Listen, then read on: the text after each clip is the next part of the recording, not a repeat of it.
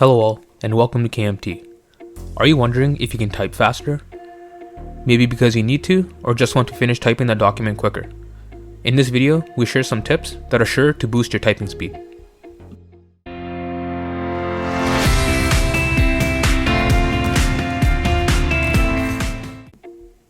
Tip number 1.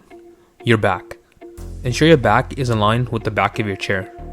Of course, ensure you have a proper ergonomic chair that has sufficient back support. Tip number 2. Elbows. Ensure your elbows are bent.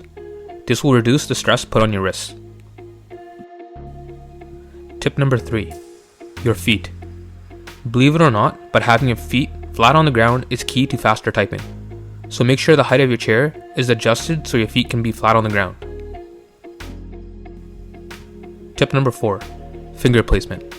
It is key to place your fingers optimally on the keyboard to maximize your typing speed.